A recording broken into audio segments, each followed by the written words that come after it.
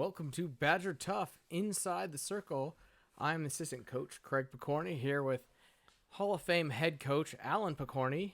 We're bringing you a weekly show for the wrestling team to give you kind of a rundown of what happened the past week and the weeks to come and answer any questions and just chat about Bennington Wrestling. So, without further ado, Coach Pokorny here.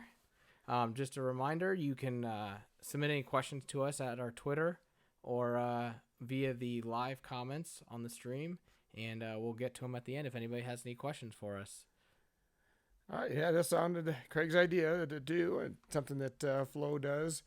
Sounded like a lot of fun. I think it's a good thing to give it a shot, have some fun with it, see what everybody else thinks, get some guests on the show, and a good way to get some information out that sometimes you don't normally get to other people that's going on in our program. But obviously we're not going to tell any of our secrets.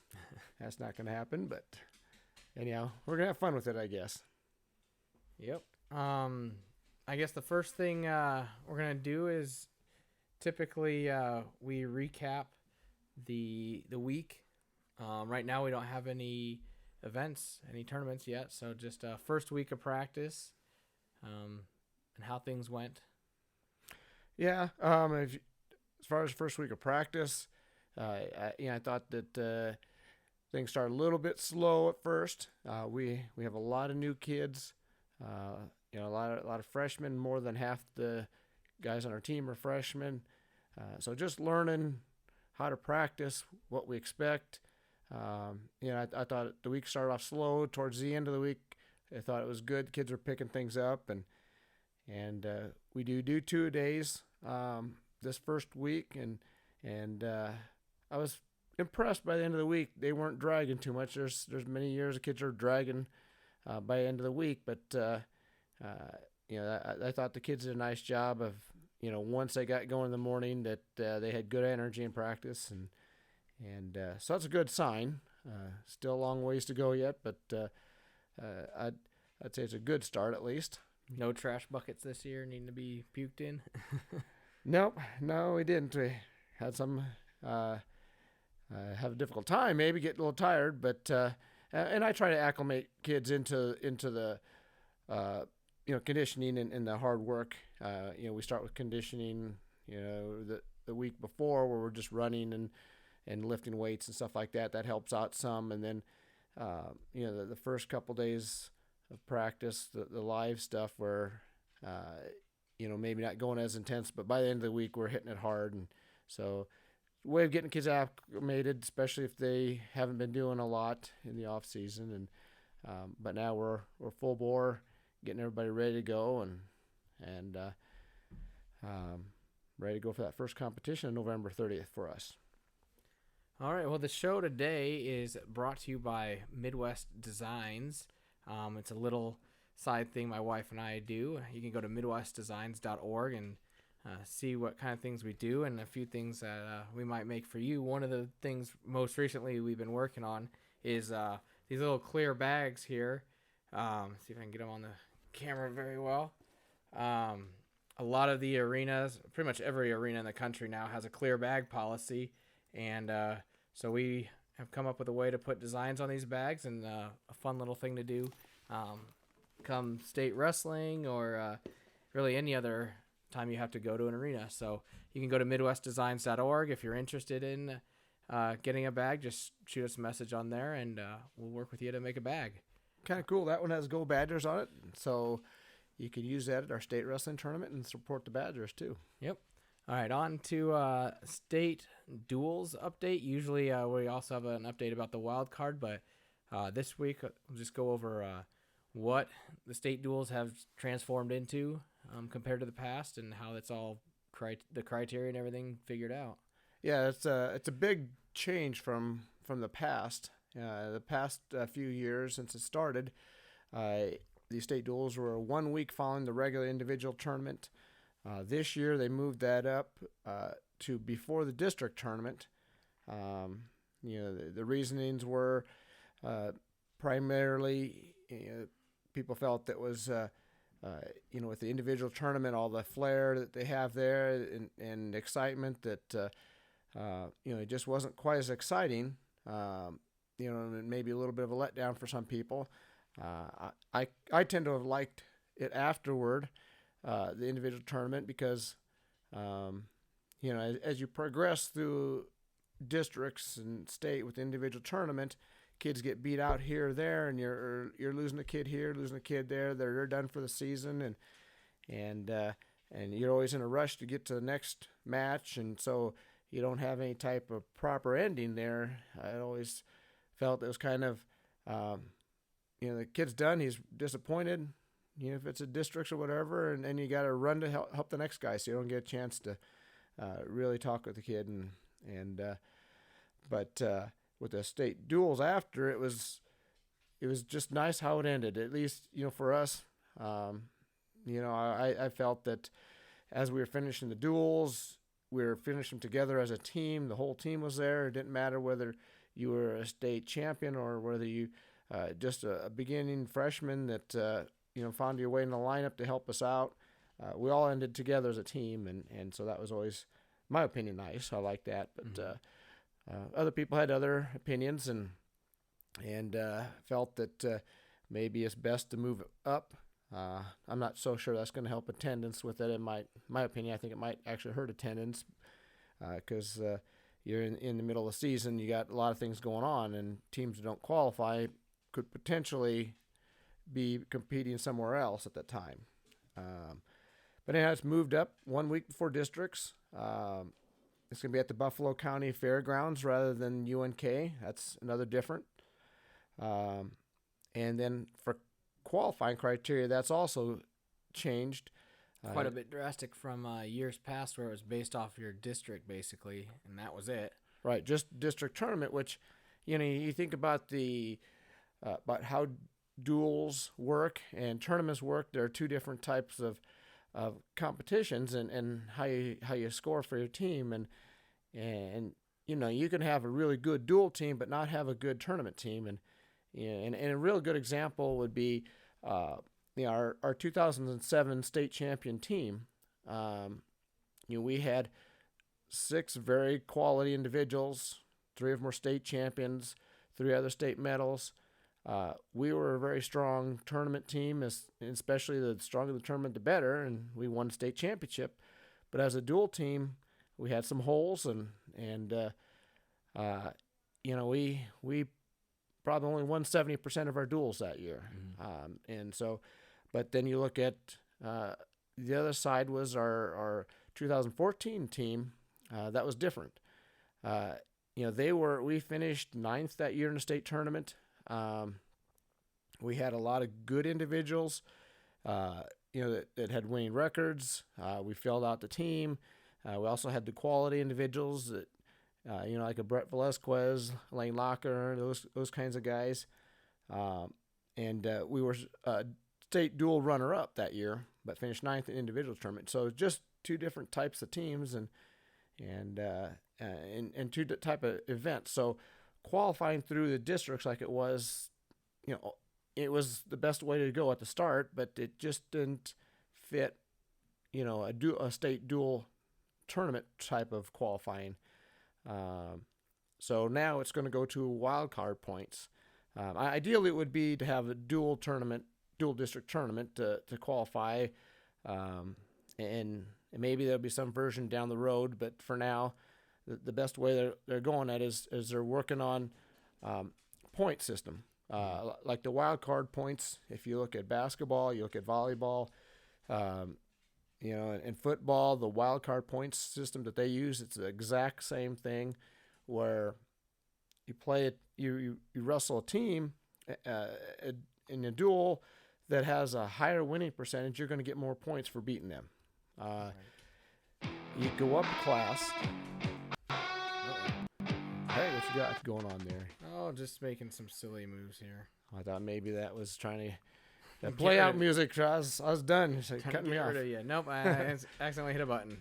But anyhow, so it's based off wild card points, similar to, and that's something that's simple that administrators understand it happens in all sports. So now every duel we wrestle becomes important. In the past, when we wrestled duels, yes, we wanted to win, but if we lost, it didn't hurt the team in any way. And sometimes even when you didn't have real good teams depth wise, as far as for duels, you're willing more to play around with things and to help kids out individual rather than the team. In some cases, I always tried to win in duels. I thought that was always best, for the kids and overall. But so now every duel is important. Making weight, somebody making weight, that could affect whether you go to the state duel tournament or not. Just one little thing like that. And getting kids in their proper places. Health is going to become important to stay healthy all year long and creating depth. To be able to overcome those things because kids get sick, you can't help that. Kids get injured.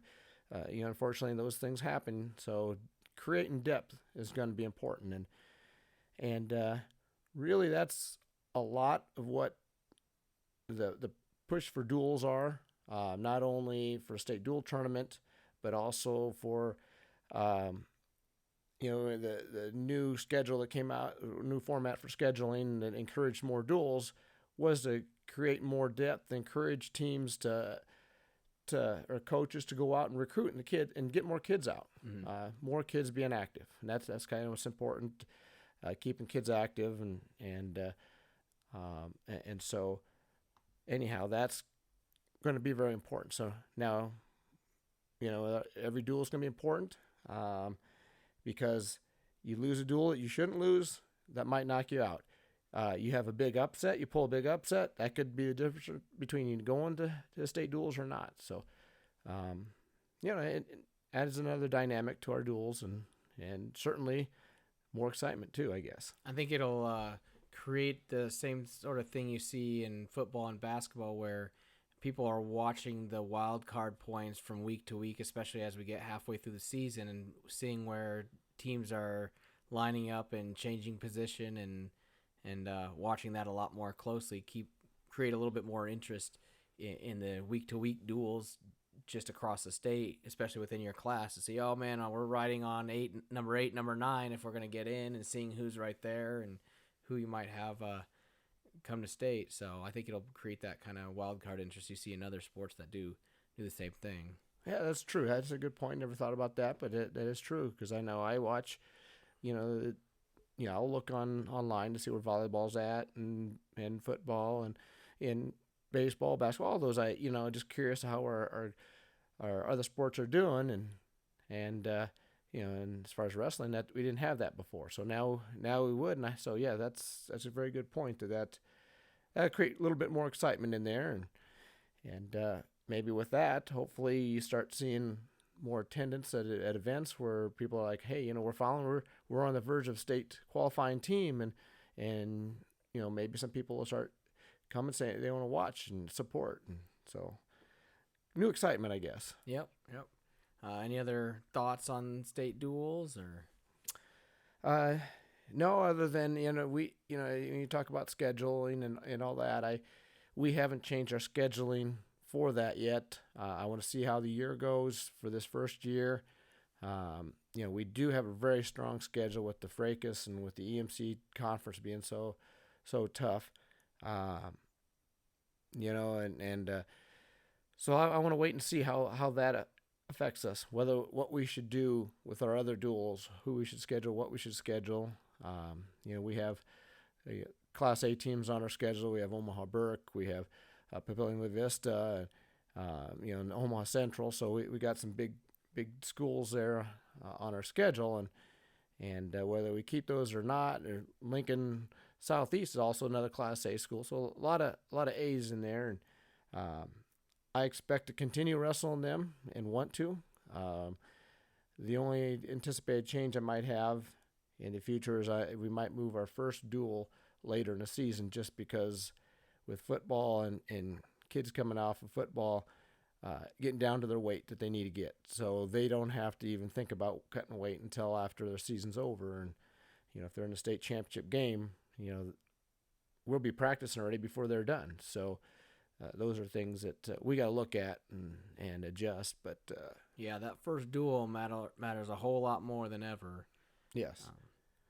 So really, that's about all I got on that. I guess if anybody has questions about the state duels, they can tweet out or email or let us know, and we can put it on the show in the future if you want. Yep.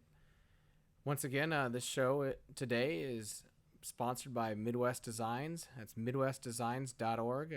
Check out the website and see if you want to get a bag made for you for state wrestling or any other arena tournaments or anything else we put up on that site.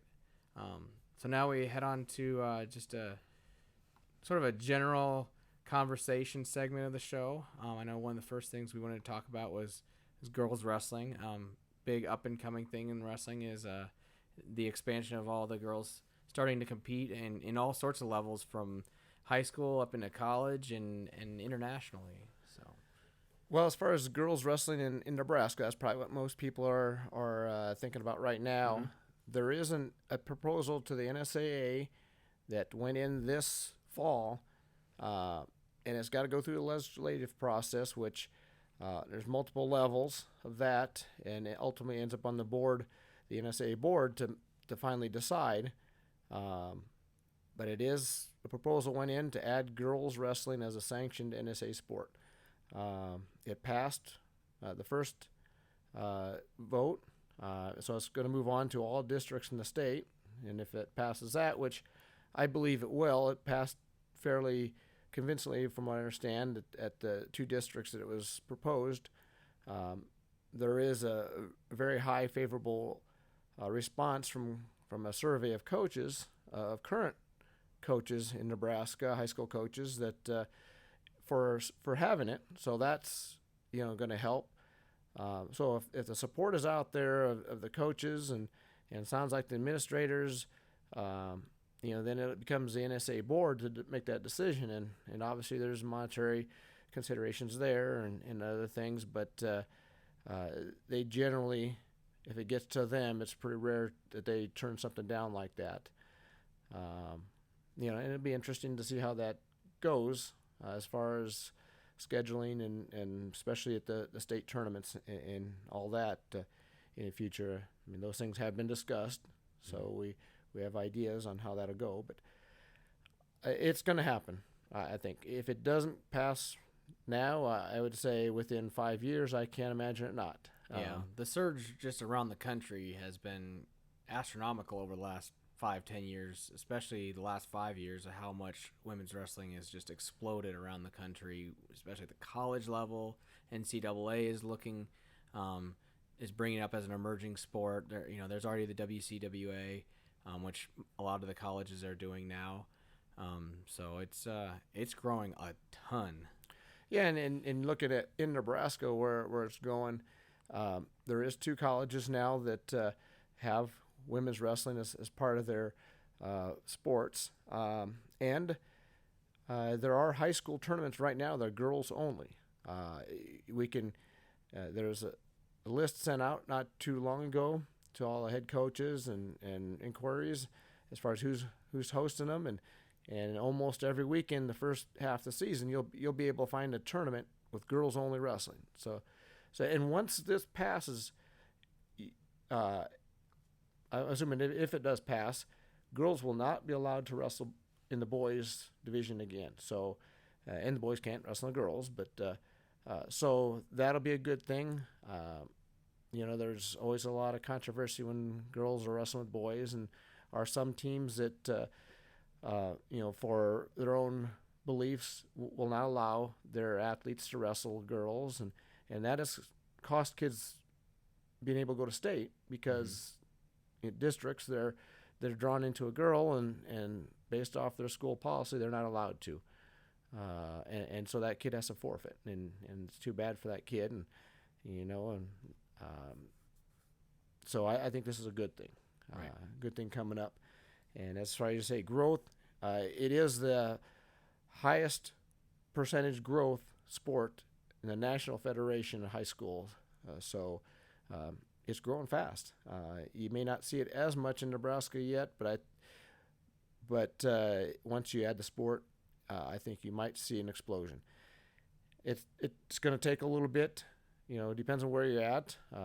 West Point, from my understanding, they have about 20 girls wrestling this coming year in high school. We haven't had a girl yet. We got a little bit of interest in some middle school. It's kind of an image thing that it's going to take some time to grow, but once it takes off, it'll take off. And I don't ever expect it to be as big as a boys' sport, but I could see it being 12 to 15 girls possibly competing year after year at some point down the road. Okay. I guess more conversation about the preseason, how things have been going. We do things like lifting and camps and some off-season competitions, and just speak a bit about how that's been going prior to November. Well, I guess it depends how far you want to go back, but we obviously we encourage kids to participate in other sports. Any sports they want to participate in, we don't discourage that in any way. But we do have to offer other things too for those who aren't involved in that and want to continue on in wrestling. The biggest thing we ask kids to do and the most important thing is to get in the weight room and lift weights. It's very important for that strength, to add strength. As far as wrestling goes, and really any sport, that's very important. And to show you how important it was, I decided at one point that I always went around to talk to college coaches, other strength coaches, and what we could do for wrestling. Well, finally, I decided I'm just going to get certified. So I'm a certified strength and conditioning coach through the National Strength and Conditioning Association. So I've been developing our programs for our wrestlers and other athletes. I mean, it's really any athlete that wants to in our school. They could do these in the off season, and I got a hold of probably would be the best of all strength and conditioning coaches nationwide, Boyd Epley. Lucky enough to be able to get in contact with him at one point and asked what's the best programs, what he recommends, and he gave me a PowerPoint presentation of what he had and said this is what he recommends for high school athletes, and I used that template to basically put our programs together, and and what I use for our lifting programs, I look at first of all hitting all the different parts of the body and multi-joint movement and stuff, but also taking consideration potential injuries and how to prevent them, and working all sides of your body that so that reduces the chance of injuries, and work on creating strength and explosion. So we strongly encourage that in the off season, and we want them to do it spring, summer, fall, and we continue on even through our high school season. We lift a couple of days a week, so it's a year-round thing. So that's really the number one thing outside of participating in other sports. Competition, we encourage kids to do the freestyle and the Greco, which are the Olympic styles. We didn't have anybody this year participating in competition. We did have several guys work out and practice, and hopefully next year we can see some more doing some of that competition this summer, and I always encourage that. Even though the styles are different, it does help you in many ways. Yeah, there's some high level competition during the summer. One of the biggest tournaments in the country in Fargo, North Dakota, where it's 24 mats across the football field. And you see the best of the best in the country. A lot of recruiting opportunities for those that are looking to get recruited to a college. A lot of college coaches there checking out their wrestlers, and so you definitely get an opportunity to show off your stuff and even to show a different side. A lot of college coaches, even if you don't fare well at the tournament, because it's a tough tournament, a lot of coaches like seeing the guys there, knowing that they are going to push themselves all season long and do things a little different, and really just it helps your folk style out so much more. Yeah, right. And as far as you mentioned folk style, most people that are new to wrestling don't understand. Folk style is the high school and college rule type of sport, and the freestyle and Greco. If you ever start watching wrestling, that's what you see in the Olympic styles, and so that's what that terminology. And funny thing you mentioned Fargo. Just a real quick thing about that tournament. You talk about how great of a tournament. It's also really cool.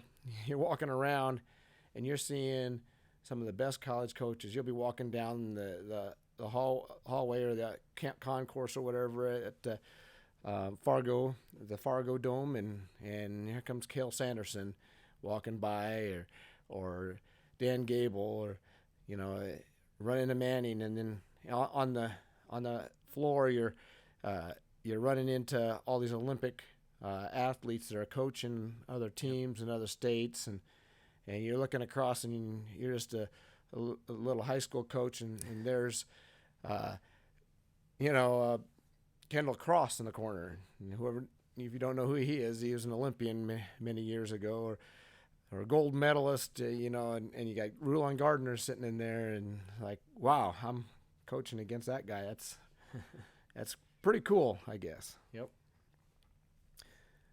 So we do have camp opportunities for the kids during the summer. We do a local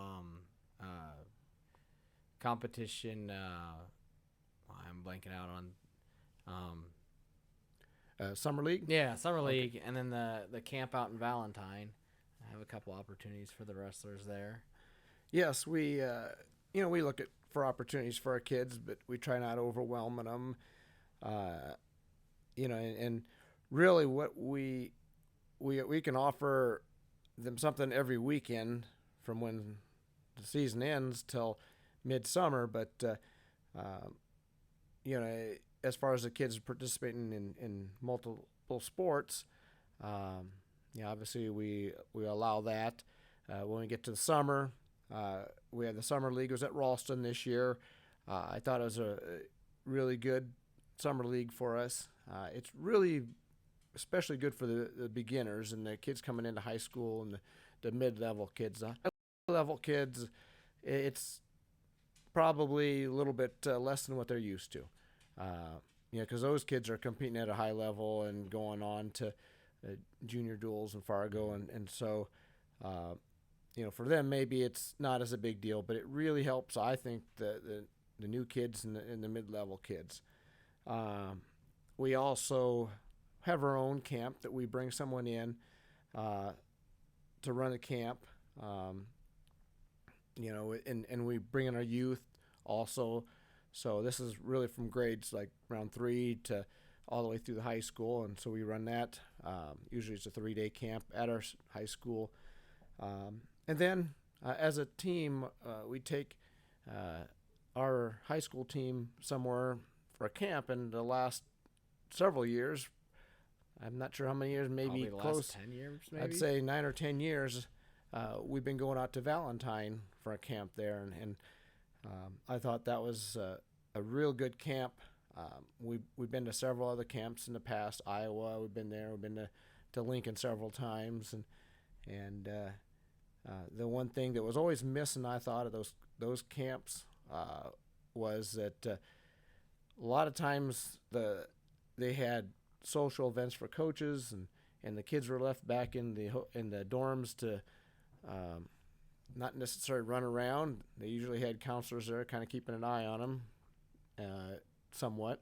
It always made me nervous. But there was really no time for the kids to do anything other. Their bonding was basically in the dorms and hanging out together, which is fine and all. But I was looking for something more that gave us not only the wrestling we wanted, but also a little time to have some fun. together as a group. And that's when I came across the Valentine camp.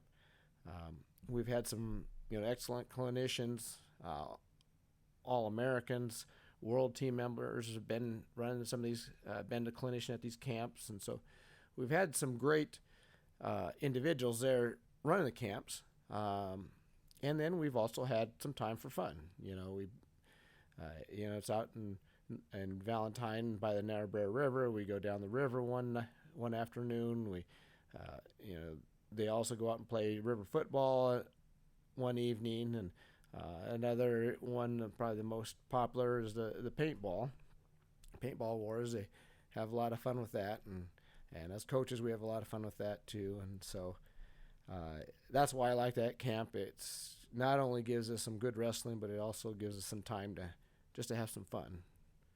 So that's kind of what we have. We do some fall stuff too, as far as I'm not able to coach kids if there's more than 4 there, but we do have some outside people that are not on our staff that come in and run a clinic one day a week. They do that so they have those opportunities, and there's still opportunities for competition. Some of the fall tournaments, we didn't have anybody go this year, but we've had some in the past go, like the preseason nationals or down to the fall brawl in Kansas City. But so plenty of opportunities out there. We put them out there for kids to take advantage of if they want to.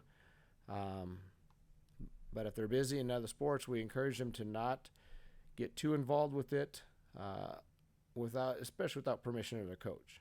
Right. Because we don't want to interfere with what's going on there. Well, and multi-sport athletes help them be more rounded. Oh, certainly, yes. Reduces the amount of burnout that you see, regardless of sport, whether, whatever sport you're in or whatever your primary sport.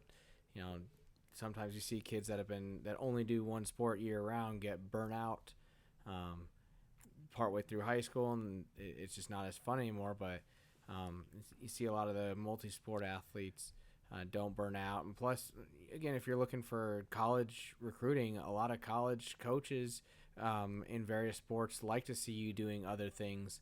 There's been a lot of kids going sport specific, and there's a lot of college coaches coming out and saying, no, we like multi-sport athletes. I know there's a big thing in the volleyball around Nebraska with the girls basketball. There's an article last year about how there was a lot of specialization in volleyball lately, and a lot of coaches are coming out and saying, no, we want to see multi-sport athletes. We want to see you guys working on other stuff. It just makes you a more well-rounded athlete, and different sports complement the other sports in various ways. So it's real good to see our athletes. It's really fun to watch our athletes out there in the other seasons, especially with wrestling. Wrestling and football go hand in hand pretty well. Seeing a lot of the wrestlers making tons of tackles out there is always fun to watch. So sure, yeah, like you say, you like to see our athletes in other places. I do follow them when they're in other sports too, how they're performing, and not only that, but how they, even in some of the fine arts. We just had a outstanding actor award go to Ryan Green. So yep, saw that. Congratulations to him, and that will make him an outstanding wrestler too. So I like to see well-rounded in all ways. One new thing that came out this past summer was a new book about the wrestling program called Badger Tough. Just give us a little bit of insight about the book and go ahead and promote it a bit. Sure, I got it right here if you want to see what it looks like, but it got the idea. Kind of, it was more started back when we had our 50th anniversary. We had a picnic over the Bennington days. Saw a lot of the old-time wrestlers and even some of the wrestlers from the very first team. They came back and hearing all those stories. How, man, this is cool, and I don't teach at the school, and I always told my wife or your mom that if I would have taught, I'd probably been a history teacher, because I like to hear about history and stuff like that. And Cut me off again? Nope. That was all these noises. internal. Nobody could hear that one. Oh, okay. Somebody's at our front door. Oh, okay. So anyhow, listening to the stories, and I just thought how cool it was that we hear these stories, but these people are getting up there in age.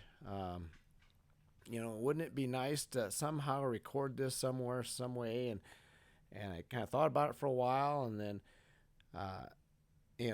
I heard from Craig Sesker, who had done a couple books for Omaha Skutt, and he was talking about doing possibly some books for the Nebraska State High School tournament, and I said, hey, would this be something to interest you? I didn't know how that would go, and he said, oh yeah, and so he wrote the book. He did all the work as far as interviewing everyone from the very first wrestlers all the way up to a lot of the later wrestlers. So and I kind of gave him some guidelines I like to see, and let him go with it, and let him do his stories. And of course I did some proofreading to make sure that the story was true or whatever.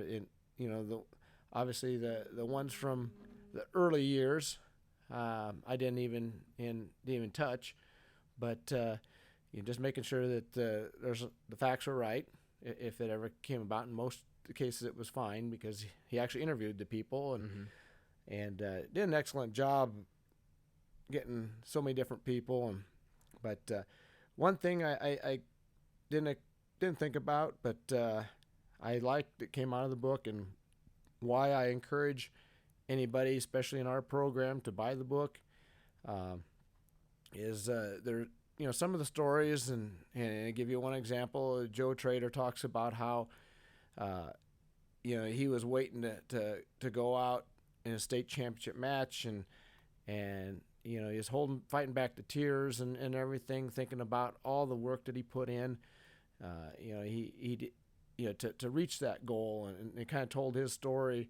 I mean, he has a lot that he talks about, his military background and everything, but as far as the wrestling side, why it would apply to some of our kids and why it would be good for them to see that is talks about how, all that he put into it and what it meant to him to reach that finally. That's really cool, and hopefully kids see that and say, okay, I want to put more into it. I want to put more time into it. He did cross country to help get him ready for wrestling, and that goes back to the multi-sport athlete part, that he was participating in another sport to help him out for wrestling. And it meant a lot to him, and also listen to so many different people from the past, how much they continue to follow our program and how proud they are of our program, and when we succeed, that these kids realize that, hey, I'm not just wrestling for myself. I'm wrestling for my family, my friends, and all the people came before me.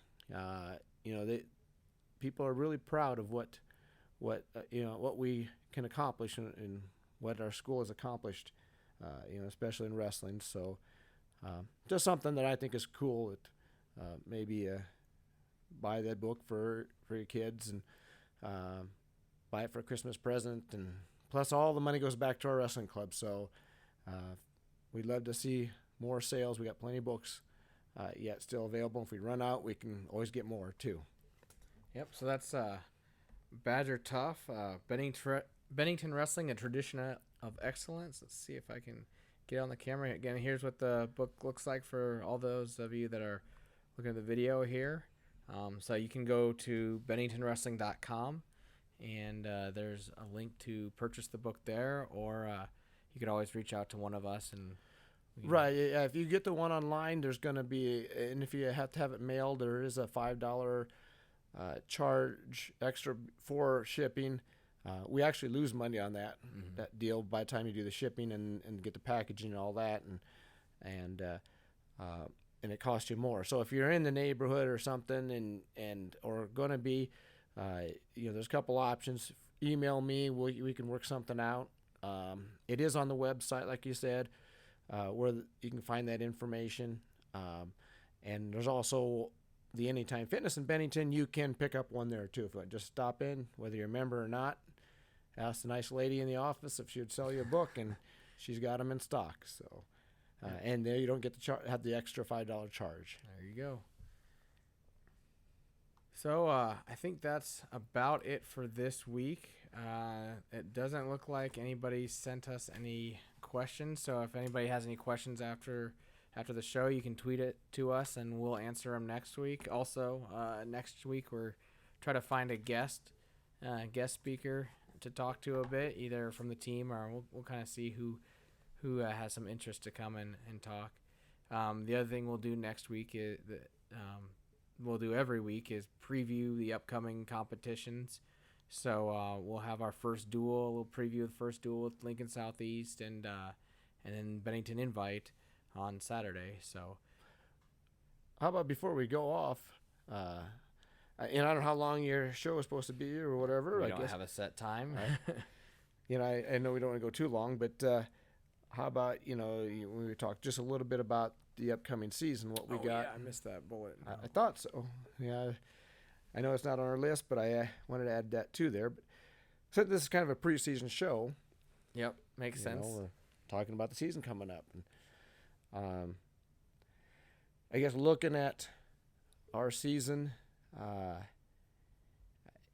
this is the least amount of state returning points we've had in 40 years.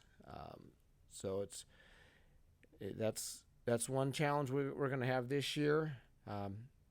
Don't take that the wrong way. That doesn't mean we're not excited. I'm probably as excited or more excited about this team than I have been in a while. And I tell you why. I said, first of all, I know we don't have a lot of returning points, and it's been a long time since we had this little.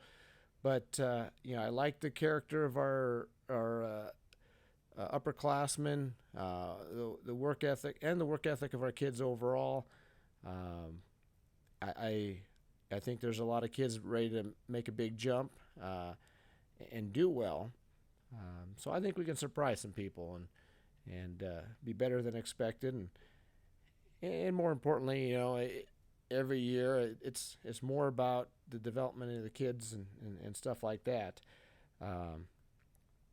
Without going in detail on all our guys, unless that's what you want at some point. But like I said, our upperclassmen, our seniors, they haven't had a lot of success on the mat as much as some other years coming in. But like I said, there's good character there. I think we got some guys that they started late wrestling, and they're finally starting to reach their potential where they can be, and so I'm really excited about that part. And then we look at some of the younger kids that we have. I guess if you want to look at juniors first, we got some juniors have a little bit of experience coming into high school, but not a ton. And if you're going to local club tournaments and stuff like that when you're growing up, those are good experiences that get you started. But that's still not quite where the elite guys are that are doing the regional, the national level types of tournaments. We have a few of those guys that had some experience coming in, and they're ready to make that jump this year, I think. Did a great job in the weight room this summer. I know we talked a little bit about weights, but I guess we didn't talk about some of the successes we had. See, for our program, we do our maxes on 4 different lifts before the season starts, right at the end of October, first part of November, and see where they're at. And then the following year, they're expected to have a 15% increase across the board on average, or we have some extra work for them to help maybe catch them up or some plate workouts. Kind of motivates them in a way, and also it kind of helps them. This year, we had 100% that made that minimum. So, great job to those guys in the weight room. I even noticed, just watching, I like how hard some of our freshmen worked in the weight room. In the practice room, I see sometimes where we need to, they need to learn how to practice there, but they're getting there. Like I said, I thought things were improving as the week went along, and so they're picking up on that too. But juniors had a big jump this year. I thought, like I say, I have a feeling they may make a big jump. A lot of it's because of the weight room. I've seen some big increases in there. And our underclassmen, we got a lot of kids that never wrestled before middle school, and middle school wrestling is very good and very helpful. But in reality, the amount you learn in that short period of time is not much. When you get into high school, it's a big jump for them. And I like what talent we have there. I like the work ethic we have there. I like that we have a huge freshman and class. We have the biggest freshman class we've ever had since I've been there. So that's at least 30 years.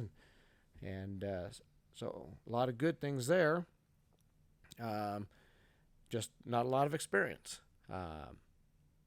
So it's, I like what we got for a team. And in all reality, I mean, the biggest thing is really the attitudes. Coaching is, you can have the best athletes, you could have state champions, but if they're headaches or cause problems, that's difficult. But if they're good kids and work hard, that's really rewarding. And so I'm excited about the year because of that, because I think they can surprise a few people. As we're going to find out here in a couple of weeks anyhow. And it's going to be, what I've told some of the kids, especially in our wrestle offs that we're going to have, it says, we got a big room, over 31 kids we have. So they're going to have to work hard. There's going to be some kids that are winning the wrestle off early in the year. And then later in the year, somebody else might be winning it. So, you got to work hard to keep your spot. So I think that's going to really help our team out. Because the guys who have the spot to start with, they're going to have to outwork the guys that are chasing them. Right. And with kids coming in with not much experience, you never know when they figure wrestling out and turn that corner and make a big jump. So, it's going to be a fun and exciting year. Always fun to coach good kids, like I said, and to see them succeed. So that's kind of our outlook on the season. I have no big predictions, but I do know our goals are set pretty high, even though, like I said, it's the least amount of state points in 40 years. Our goals are still to finish in the top 5 in the state, and we're not going to back off from that goal. So, and we're going to work hard as a staff to get them there, and hopefully kids are willing to put up with us and work hard. And to be honest, I feel that we have the best staff in the state overall as a group. I really like our coaching staff. Some of the experience we have on there, the knowledge that we have on our staff, and the work ethic we have. And so I think we have the best. We just, one little thing we need is just a big guy. So like I said, one of you guys is going to need to eat a lot of food and gain about 100 pounds, or we need to find somebody. But no, that's fine. We know how to coach those big guys too. But just, it's always nice having someone there that lived what they lived through, and so understands it. I hadn't lived through what they lived through, but I try to work with the big guys as much as possible, give them a better feel. Well, if you have some good Christmas meals and Thanksgiving meals, maybe you can get add another 70 pounds. Maybe you'll... A lot of good Christmas and Thanksgiving meals, and throw a few weights in my shorts. Who knows? So, all right. Well, I think that's about it. Like I said, if you have any questions for us next week, just send us a message on Twitter or email, Facebook, whatever. let us know. We'll answer any questions you guys have regarding anything throughout the season. It could be the upcoming week, how things went, any questions you have. The easiest way is always Twitter. And yeah, so that's about it for this week. We'll be back next week, probably Sunday at 2:00 again, and unless I'm working on the yard, but we'll see about that. then we'll have a much shorter show next week if he's working on the yard.